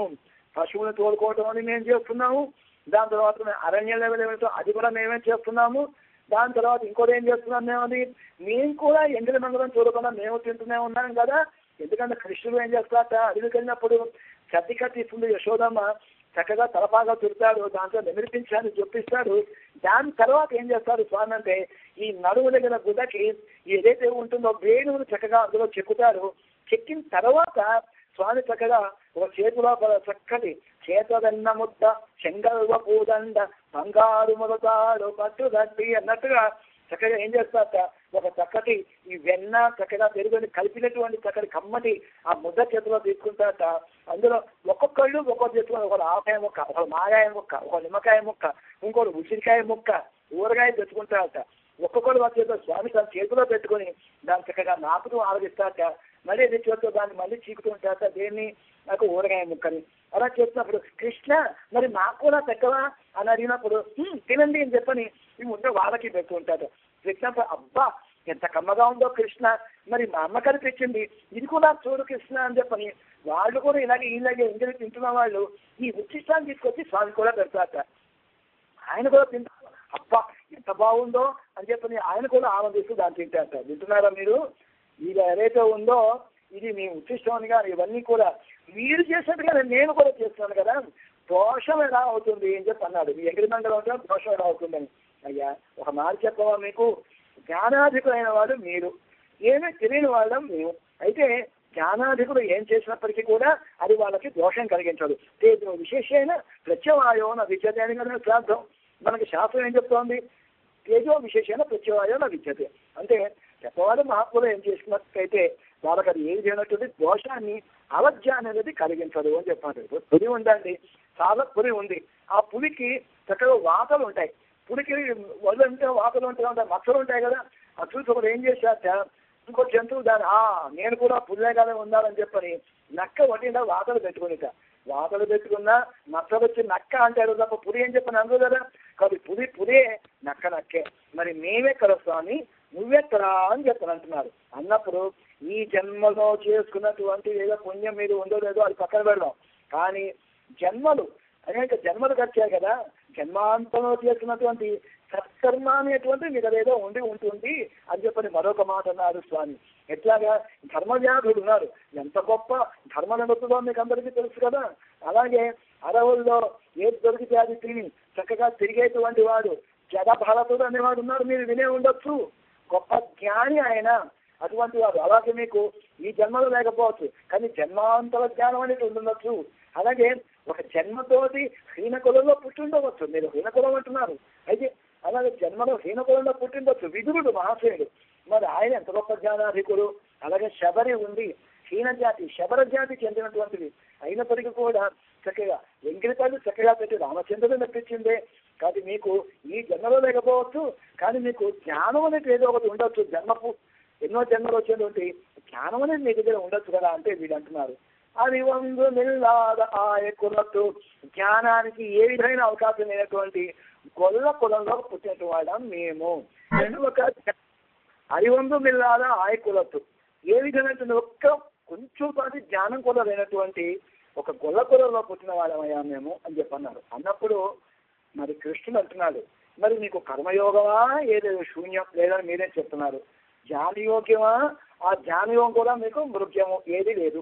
అన్నప్పుడు ఏ యోగం లేని వాళ్ళకి మరి ఏంటి మీరు చేసినట్టు గొప్పతనం ఏంటి, మీరు చేసిన పుణ్యం ఏమిటి, మరి పొలం పొందడానికి మీ దగ్గర ఏ విధంగా యోగ్యత లేదు కదా, మరి ఇంకా ఏముంది మీ దగ్గర అని చెప్పని అడిగారు స్వామి.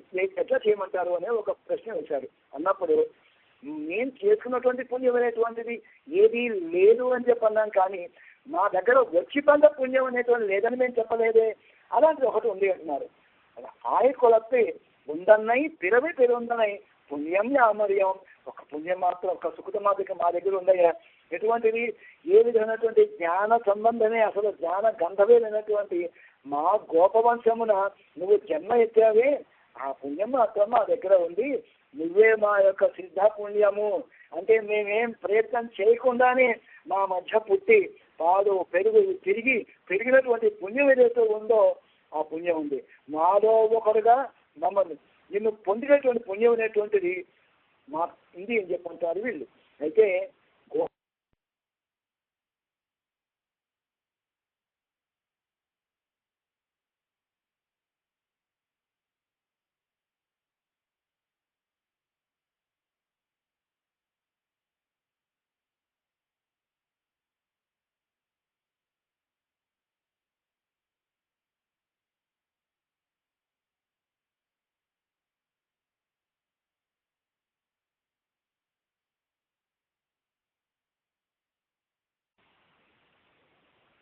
లక్ష్మీనారాయణ స్వామివారి లైన్లో ఉన్నారండి, క్షమించాలి, లైన్ డిస్కనెక్ట్ అయిపోయినట్టుంది.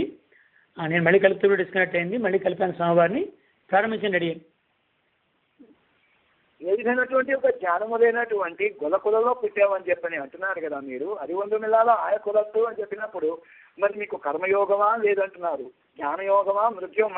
మరి మీరు కోరినటువంటి ఫలాన్ని పొందడానికి మరి ఏ విధమైన యోగ్యత లేదు కదా, మరి ఇంకా చేసుకున్న సుఖం ఏమన్నా ఉందా, ఏ విధంగా సుకృతం ఏదన్నా ఉందా అని అడిగారు స్వామి. అంటే నేను చేసుకున్నటువంటి పుణ్యం అయితే ఏమీ లేదు కానీ స్వామి, కానీ మా దగ్గరకు వచ్చి పంట పుణ్యం అనేటువంటిది ఒకటి మా దగ్గర ఉంది. అంటే ఏంటి, సిద్ధ పుణ్యము దాన్ని అంటారు. అంటే మనం ఏమన్నా ప్రయత్నం చేయకుండా అప్రయత్నంగా మనకు ఏమన్నా ఒక పుణ్యం వచ్చిపోయేదాన్ని సిద్ధ పుణ్యం అనొచ్చు దాన్ని. అంటే ఏ విధంగా ఈ యొక్క ఏ జ్ఞానం లేనట్టు మా మధ్యన వచ్చి నువ్వు వచ్చినటువంటి పుణ్యం మాకుంది అంటున్నారు. ఆయ కులప్పే ఉందన్నాయి తిరగతిరందనై పుణ్యం యామరయం, ఆ పుణ్యం మాత్రం మాకు ఉంది అంటున్నారు. అంటే ఏంటి, జ్ఞానగంధవే లేనటువంటి మా గోపవంశం లోపల నువ్వు వచ్చి జన్మించావే, ఈ పుణ్యం మాత్రం మాకుందయ్యా అని చెప్పి అంటున్నారు. అయితే ఎటువంటిదంటే స్వామి, నిత్యసూరులు ఎవరైతే ఉన్నారో ఆ నిత్యసూరులు అందరికీ కూడా వాళ్ళందరూ కూడా నిన్ను అనుసరిస్తూ ఉండగా చక్కగా సంచరించేటువంటి స్వామివి. ఇప్పుడు ఎలా ఉన్నావు, ఇప్పుడు పశువులంతా సంచరించేది వారి యొక్క వంశం ఏదైతుందో ఆ వంశంలో జన్మించావు, చాలా పుణ్యం మాకు. అలాగే ఇప్పుడు చక్కగా క్షీరసాగరంలో ఉండేటువంటి వారివి అడవిలో ఉండేటువంటి వాళ్ళ మధ్యలో నువ్వు పుట్టావు కదయ్యా. అలాగే జీవులందరికీ కూడా అంతర్యామివై ఏ ఫలము కూడా తిననటువంటి వాడు అని చెప్పని ఉపనిషత్తులు చెప్తాయి. అంటే ఒక చెట్టు ఉంది, ఆ చెట్టు మీద 2 పక్షులు ఉన్నాయి. ఒక పక్షి జీవపక్షి, రెండవది ఈశ్వర పక్షి. అయితే జీవపక్షి అన్ని తింటుంటుంది, అనుభవిస్తుంటుంది. అయితే ఈశ్వర పక్షి అని ఎదుర్కొంటుందో అది కేవలం అది దాన్ని చూస్తూ ఉంటుంది. ఎప్పుడైతే తీరిపోతుందో ఈ పక్షి ఎగిరిపోతుంది అని చెప్పిన మనం చెప్తారో, ఏ విధంగా అనుభవించినటువంటి వాడు, ఏ పదములు తినటువంటి వాడు అని ఉపనిషత్తు చెప్తుంది. అటువంటి స్వామి సాక్షాత్తుగా ఉంగోం తినటమే ఒక స్వభావంగా వాళ్ళ ఇంట్లో పుట్టావు కదయ్యా. అలాగే అత్యధికమైనటువంటి జ్ఞాన సంపదలో కూడా కనీసం నీ ముఖం కూడా చూపించేటువంటి వాడు, ఇదిగో జ్ఞానహీనుడు అటువంటి మా దగ్గర మా వంశంలో పుట్టావు కదయ్యా అని చెప్పి అంటున్నారు ఈ గోపికలు. ఎలా ఉంటుందంటే ఎవరైతే మనం వీళ్ళు గోపికలు ఉన్నారో, ఈ గోపాలులు ఉన్నారో, ఈ యదువంశం వాళ్ళు వీళ్ళు అవుతున్నారో, నిజంగా వాళ్ళకి ఏమైనా జ్ఞానం ఉందా లేదా అంటే స్వామి అవతార సమాప్తప్పుడు జరిగినటువంటి ఒక సంఘటనే మనకి చక్కగా తెలుస్తుంది. వీళ్ళు ఎంత జ్ఞాన పరిపూర్ణులు అన్నటువంటి వాళ్ళు. స్వామి అసలు ఈ ప్రపంచంలో అవతరించింది దేనికోసం అని చెప్పని అంటే, ఇదిగో భూదేవులు చక్కగా ప్రార్థన చేయటం, భూభారాన్ని తగ్గించడం కోసం అని చెప్పని భగవానుడు ఈ ప్రపంచంలో అవతరించారు. ఆయన స్వామికి అవతార ప్రయోజనమే భూభారాన్ని తగ్గించడము. రాజులందరూ కూడా అసుర ప్రవృత్తి కలిగిన వాళ్ళారు. సాక్షాత్తు అసురులు ఎవరైతే రాక్షసులు వాళ్ళు కూడా సంచరిస్తుంటే వీళ్ళందరినీ సంహరించడం కోసమనే శ్రీకృష్ణ అవతారం. అయితే ఇటు ఉభయ పక్షాల్లో కొన్ని వీరులందరినీ సంహరించారు. పాండవులు, కౌరవులు మొత్తం అందులో ఉన్న వాళ్ళందరినీ కూడా చక్కగా మతి పెట్టారు స్వామి తన సంకల్ప బలంతో. అయిపోయింది అక్కడ. దీని తర్వాత యదువీరు, యాదవ వీరు తన వాళ్ళు ఎలా ఉన్నారో చూస్తున్నారు. చూస్తే వీళ్ళందరూ కూడా మతించి ఉన్నారట. వీళ్ళు కూడా ఒళ్ళు మరిచి ప్రవర్తించే పనులు వీళ్ళు కూడా ఉన్నారట. ఆహాహా అంటే కలియుగం దగ్గర పడుతుంది కదా, ఆ ప్రభావానికి మా వాళ్ళు కూడా కొద్దిగా లోనయ్యారు. వీళ్ళని కూడా కొంచెం కట్ చేయాలి అనుకున్నారట స్వామి. సరిగ్గా ఇదే సమయం లోపల ఇక భగవానుడు స్వధామాన్ని అలంకరిస్తారట. మనం ఒక్కసారి వెళ్ళి స్వామిని సేవించుకుందామని చెప్పని వాళ్ళు ఋషులు చేత సప్త ఋషుల దగ్గర సంప్రదించాల వస్తున్నప్పుడు వీళ్ళందరూ కూడా సముద్రం వద్ద ఆడుకుంటున్నారట. ఈ యాదవులు ఆడుకుంటూ వస్తున్నారా అయ్యగారు వస్తున్నారు, అక్కడి నుంచి దూరం నుంచి ఇదిగో వీళ్ళు వస్తున్నారు, పెద్దవాళ్ళు వాళ్ళు వస్తున్నారు. వచ్చి ఏం చేయాలి, కొంచెం వీళ్ళని కొంచెం పరాచకాలు ఆడదాం. ఏం చేద్దాం, మనకి ఎప్పుడు మనం ఆడుకోవటమైనా ఆట కాదు, పరాచకాలు ఆడదాం అనుకున్నారట. అనుకుని ఏం చేశారట, వేరే లోపల సాంబుడు అనేవాడు ఉంటే ఆ సాంబుడు అనేవాడికి ఆడవేషం వేశారట. కొంచెం పొట్టకి ఎత్తుగా గుడ్డలవన్నీ చుట్టి వాళ్ళని తీసుకెళ్ళి అయ్యా అయ్యా దండమయ్యా అని చెప్పి నమస్కారం చేశాను. చెప్పండి ఏంటని అడిగారు వాళ్ళు ఋషులు. గతంగాని అయ్యా అయ్యా దీనికి 9 మాసాలు నిండే అయ్యా, 9 నెలలు కలిపయ్యా. అయితే ఆడపిల్ల పుట్టుద్దాం, ఒక పిల్లాడు పుడతారా అని చెప్పని అడిగారట. అడిగేసరికి వాళ్ళు గ్రహించారు, మూర్ఖులారా దీని కొడుకున ముసలం పుడుతుంది అని చెప్పారట. దీని కడుపున ముసలం పుడుతుంది అన్నారు. అది వెళ్ళిపోయారు, పరమాత్మని దర్శించారు, వెళ్ళిపోయారు. అయితే అది అటు ఇటు నెట్టి ఒక ముసలం అనేది బయటపడిందిట. ఈ ముసలాన్ని ప్రసవించింది. అయితే ఏం చేస్తారు వీళ్ళు, తప్పు చేయడం తర్వాత బాధపడటం సహజం కదా. ఏం చేశారు, ఈ ముసలాన్ని తీసుకువెళ్ళి స్వామికి పెట్టారు. స్వామి పొరపాటు అయిపోయింది అంటే తప్పు కదా, ఈ విధంగా అనొచ్చునా, పెద్దవారితో పరాచకం అన్నాడు. ఏం చేస్తారు ఆయన మాత్రం, దీన్ని కలిపి సముద్రంలో కలిపేయండి, అరగదీసి సముద్రంలో కలిపేయండి అన్నాడు. అరగదీసి సముద్రంలో కలిపేశారు. అదంతా ఏమైంది, కొట్టుకుపోయి మళ్ళీ ఒడ్డుకొచ్చినట. పెద్ద పెద్ద చెట్ల కింద అయినట, మన వెదురు బొంగుల కింద అలా తయారైందిట. కలిపిన వాడు నేనే, కాదు నేను కలిపాను, కాదు నేను. కీర్తనాలు మొదలైంది, కొట్టుకున్నారు, అందరూ వచ్చిపోయారు. అయితే వీళ్ళు చేయటం లోపల ఏదేంటి ఆ యొక్క చిన్న ఏదో ముక్క, ఈ ముక్క ఏం చేస్తుంది వదిలేసారట. ఆ యొక్క ఏదైతే ముసల ముక్క ఇదేమైంది, ఒక వేటగా రోజు తప్పలా మెరుతుంది, ఇది బాగుంది, నా బాణం ఏదైతుందో దాని పైన దానికి తగిలించుకుంటే దాన్ని గుచ్చేట. పైన గుర్తుని వెళ్తున్నారు. ఇంతలో స్వామివారు వేణునాథం చేస్తూ కాలు మీద కాలు వేసుకునేటము, ఎక్కడో జంతువు ఉంది అనుకుని ఈ బాణాన్ని వీళ్ళు వదలటము, అది స్వామి యొక్క పద్మవేలికి తగిలి స్వామి స్వధామాన్ని అలంకరించడం జరిగింది. అయితే అక్కడ విశేషం ఏంటంటే అక్కడ మనకి ఈయన కూడా యాదవీరులో ఒకరే కదా, కాబట్టి తనను తాను మినహాయించుకోలేగలుగుతారు స్వామి. అలాంటి జ్ఞానం ఉన్నవాళ్ళు మన వాళ్ళు ఎవరెత్తున్నారో యాదవ వీరులు అంటే గొల్లవాళ్ళు. అయితే దీంట్లో కూడా నువ్వు ఎలాంటి వాడివి స్వామి, నిత్యసూర్యులు నాయకుడైన వాడివి, ఇటువంటి గోపాలులకు అందరికీ కూడా నాయకుడయ్యావు.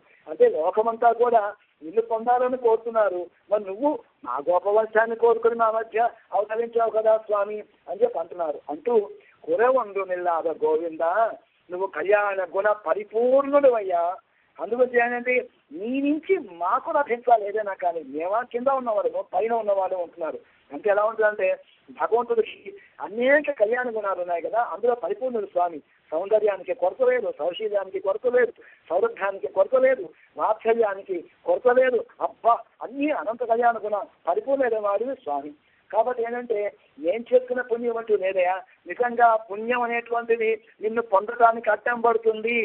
పుణ్యం అనేటువంటిది ఏది ఉంటుందో ఓ పుణ్య లోకాలు ఇవ్వచ్చు, లేకపోతే ఇంకేకన్నా గొప్ప గొప్ప లోకాలు ఇవ్వచ్చేమో, లేకపోతే ఇంకేమన్నా ఉత్తమ జన్మలు ఇవ్వచ్చు. కానీ మోక్షాన్ని మాత్రం ఎట్టి పరిస్థితుల్లో కూడా ఇవ్వలేదయా. అది ఇచ్చేటువంటి వాడివి నువ్వే. అంటే మా పుణ్యం ఏంటంటే పరిపూర్ణుడు అనేటువంటి నువ్వే అంతే స్వామి అంటున్నావు. ఓహో, మమ్మల్ని అత్యంత కళ్యాణ గుణపూర్ణుడు పరిపూర్ణుడు అని మీరే అన్నారు కదా, మీరే ఒప్పుకున్నారా? అదంతా ఒప్పుకున్నప్పుడు నాకు ఇష్టం ఉంటే ఇస్తాను, లేకపోతే లేదు అని చెప్పిన ఒక మాట అన్నారు స్వామి. అన్నప్పుడు గోపికలు అంటున్నారు, స్వామి నువ్వేదో అలా తప్పించుకుపోవడానికి వీలు పడదయ్యా. నీకు మాకు ఉన్నటువంటి బంధం ఏదైతే ఉందో ఈనాటి కాదు, ఈనాటి ఈ బంధం ఏనాటిదో అంటున్నారు. అంటే ఏమిటి? నువ్వు తప్పించుకుపోవడానికి వీలు లేదు, ఉందన్నాడు ఉరలేదు నమకెందు ఒడిక్కబడియాదు. ఈ సంబంధం ఇక్కడ దొరుకుతుంది కాదయా, పోయేది కాదు. అంటే ఈ సంబంధాన్ని వదలలేవు, మేము కూడా వదలలేమంటున్నారు. ఎందుకంటే జీవుడికి పరమాత్మకి కూడా అనాది సిద్ధమైనటువంటి 9 రకాల సంబంధం ఉంది. నవదుల సంబంధం ఉంది కదా. ఎటువంటిది అది?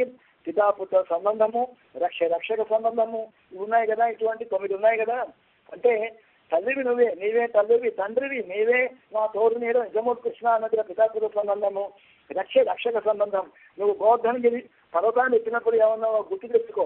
మీరేం భయపడి మేము దూరంగా మేమందరూ పోతున్నప్పుడు నేను గంధర్వుని కాను, దేవుణ్ణి కాను, యక్షుణ్ణి కాను, రాక్షసుణ్ణి కాను, నీ బంధువు అని చెప్పి అన్నావు కదా.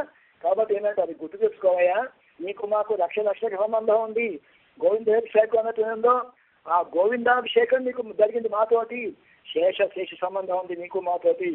భక్తు భార్యా సంబంధం నీకు మాకు ఉంది. నీవే మా పతివి గతివి నిజముగా కృష్ణ అంటున్నారు. అలాగే జ్ఞాయ సంబంధం ఉంది, స్వామి సంబంధం ఉంది, ఆధేయ సంబంధం ఉంది. నువ్వు లేకుండా మేము బతకలేము కృష్ణ. అలాగే శరీర ఆత్మ సంబంధం ఉంది. ఈ శరీరాలు మా గోపికలకు అందరికీ కూడా, ఈ శరీరానికి అందరికీ కూడా ఆత్మ నీవే. మాలో ఉండి అనుభవించేటువంటి నిజమైన భోక్తము కూడా నీవే స్వామి. భోగి సంబంధం అనేటువంటిది ఉంది కదా స్వామి మనకు. అంటే వీళ్ళు అంటున్నారు గోవింద అని చెప్పి అన్నారు కదా. ఇప్పుడు కొరవందు మిల్లాద గోవింద ఉండన్నవాడు లేదు నమకేం కనుక వడియాదు అని అంటున్నారు. ఈ యొక్క గోవింద అన్నటువంటిది తర్వాత నేను నీకు బంధువుని అన్న సంగతి మీకు అందరికీ ఇప్పుడు గుర్తుకొచ్చిందా? ఇంతవరకు ఏమైంది? నారాయణనే నోట్కే పరేదాని అన్నారా లేదా మీరు ఆ పాచన లోపల? నారాయణమూర్తి కేశవుని అని అన్నారా లేదా? కేశవుడు అన్నటువంటి నారాయణమూర్తి అని నేను నాతత్తుడాయమూర్తి నారాయణన్ నమ్మాడు పోతా అన్నారు కదా. మంగళాశాసనం చేస్తే అది అనుగ్రహించే నారాయణ అన్నారు కదా. వెళ్ళండి, ఆ పరమరానికే వెళ్ళండి. నిన్న అక్కడ అడగండి, నారాయణనే అడగండి. నా దగ్గరికి వచ్చి నన్ను ఎందుకు అడుగుతున్నారు అని కోపాన్ని అభినయించేట. అభినయించినప్పుడు అప్పుడు అంటున్నారు పట్టుకల స్వామి, మేము ప్రేమగా పిలిచామయ్యా నిన్ను. ఆ పేర్లన్నీ కూడా అవన్నీ కూడాను ఎందుకంటే ప్రేమ ఎటువంటి ప్రేమ? అది అది పిల్లగలో అందినాడు. అందు అంటే ప్రేమ. ప్రేమ వ్యవసరమే నేను పిలిచామయ్యా నిన్ను. అలాగే చిన్న పిల్లలం కాబట్టి పిలిచామయ్యా. తర్వాత అర్యాద అంటే ఏంటి? అజ్ఞానంతో ఏమీ తెలియక ఒక పరాకుతోటి పిలిచామయ్యా అని చెప్పి అంటున్నారు. అయితే ఎట్లా ఉంటుందంటే భగవద్గీత లోపల మనకు భగవానుడు అర్జునుడికి చక్కగా విశ్వరూప సందర్శన యోగం లోపల అది చూపించాడు.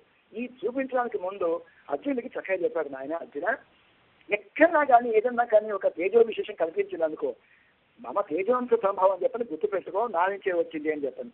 కామధేనువులో నేనే, కల్పవృక్షంలో నేనే, ఐరావతంలో నేనే, తర్వాత ఇంకా అన్నింటిలో కూడా వచ్చే శివం దాంట్లో నేనే, అనంత శివనాగానం విద్యానం శంకరశాస్త్రి లయంతేశ పక్షిణం అన్నిట్లలో నేనే అని చెప్పన్నారు. అబ్బా స్వామి అన్నిట్లలో నువ్వా? అయితే నువ్వు ఎట్లా ఉంటావు? అంతా కలిసి ఎలా ఉంటుందో చూడాలనుకుంటున్నానయ్యా, నాకు చూపించాను నాయన అర్జున. చూడలేవురా, నా దివ్యమంగళ దగ్గర అంత పెద్ద విశ్వరూపాన్ని చూడలేవురా అని చెప్పన్నారు. కాదు బాబా, నేను చూస్తాను, చూపించేవాడివి నువ్వు, చూసేవాడిని నేను. అదేంటి ఈ దీంట్లో మామూలు చర్మచక్షులతో నువ్వు చూడటానికి నీకు సాధ్యం కాదు అని చెప్పి అన్నాడు. అన్నప్పుడు సరే మరి చూస్తాను పట్టుబట్టాడు. అప్పుడు స్వామి చెప్పాడు, దివ్యం దదానికి చక్షు పశ్చిమే యోగమేశ్వరం అంటారు. అంటే నీకు ఆ యొక్క దివ్య నేత్రాలను నేను ఇస్తున్నానయ్యా, దాంతో ఆ దివ్య దృష్టితోటి నువ్వు చూడు అని చెప్పి చూపించాడు. అది చూడంగానే ఇక అర్జునుడు వణికిపోయాడు, ఎంత భయకంపితులయ్యాడు. అక్కడక్కడ వాడు అది మొత్తం 1000 ముఖాలు, 1000 నాలుకలు, దాంట్లో ఈ భీష్మ ద్రోణాలు అందరూ లోపలికి వెళ్ళిపోతూ మింగబడుతున్నారు, కొంత బయటపడ్డారు, రక్తం మాంసం, చాలా భీభత్సంగా భయంకరంగా ఉంది భగవాన్ యొక్క విశ్వరూపం. అదంతా చూసిన తర్వాత ఇంతవరకు ఏదో నాకంటే ఆ నెల ముందు పుట్టాలేమో బావ, అంతకంటే ఉంది కృష్ణుడు మావాడే అని చెప్పి అనుకున్నాడు. ఏవో పరాచకంతో రకరకాల మాటలు అన్నాక ఇప్పుడేమంటున్నాడు, అవంతా కూడా సేవించిన అర్జునుడు పశ్చాత్తాప, అయ్యో ఎంత మాట్లాడినానయ్యా, ఎన్ని మాటలు అన్నాయా నిన్ను, ఎన్ని అన్నానయ్యా నేను నిన్ను, అవన్నీ కూడా క్షమించమని చెప్పి అడుగుతున్నాడు.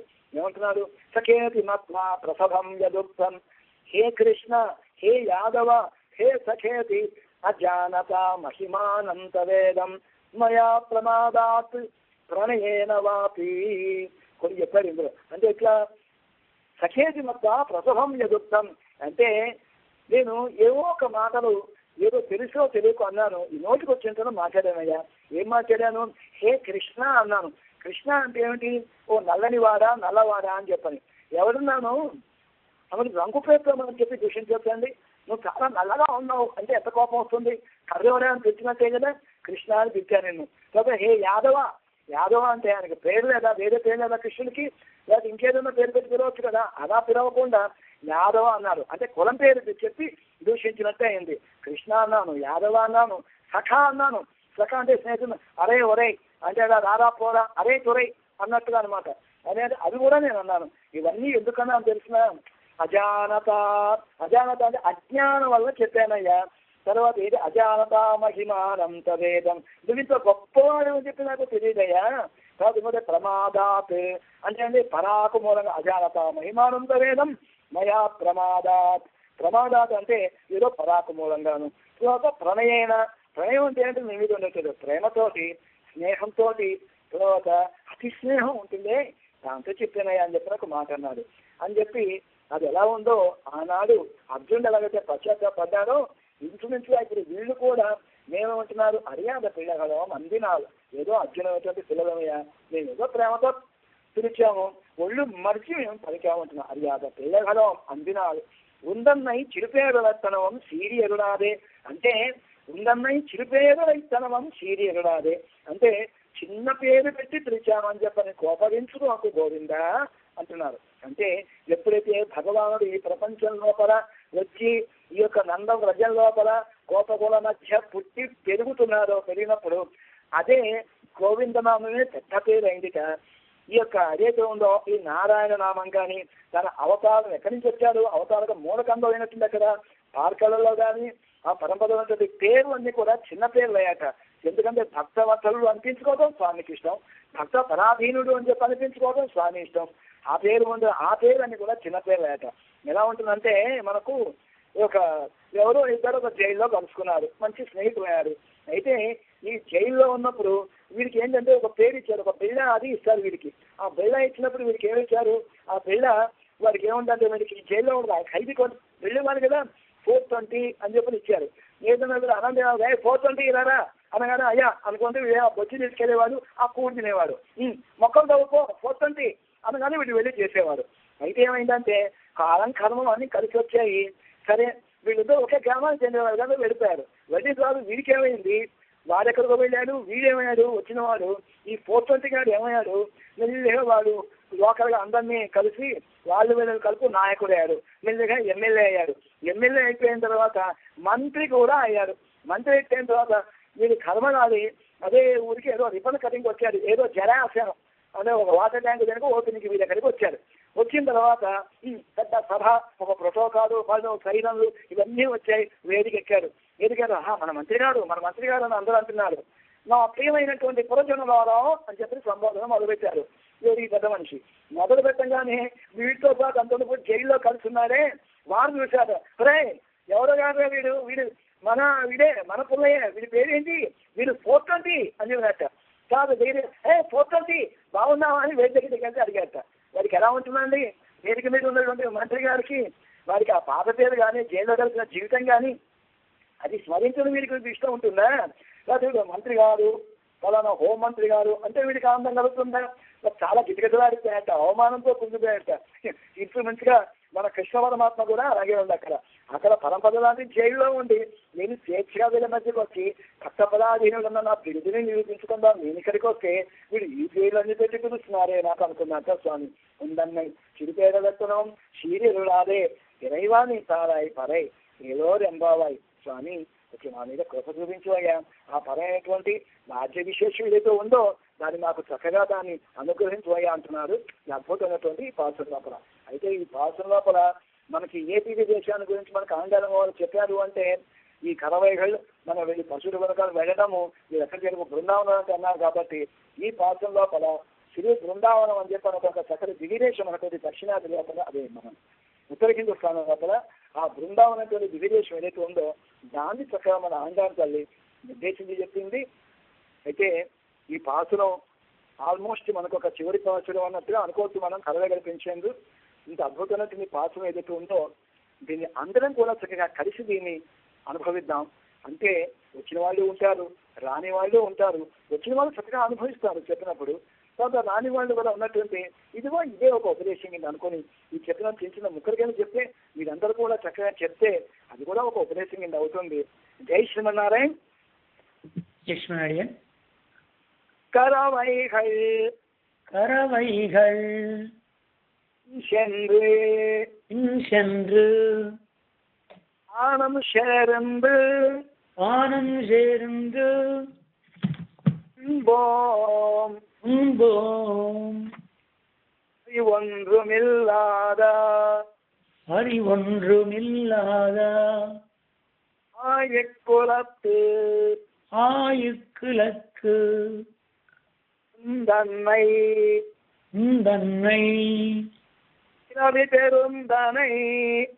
இரவி பெருந்தனை நியம் யாமுடையோம் குறைவொன்றுமில்லாத கோவிந்தா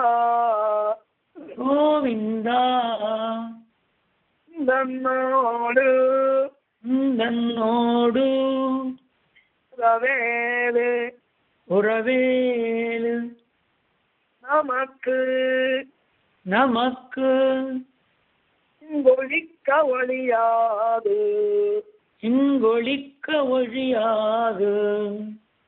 அறியாத பிள்ளைகளும் அன்பினால் தன்னை பேரழைத்தனவும் சிறுபேரழைத்தனவும் சீரி அருளாதே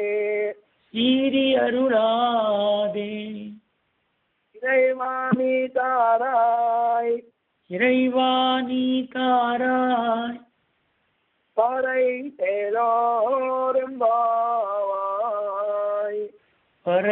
ஏலோரெம்பாவாய்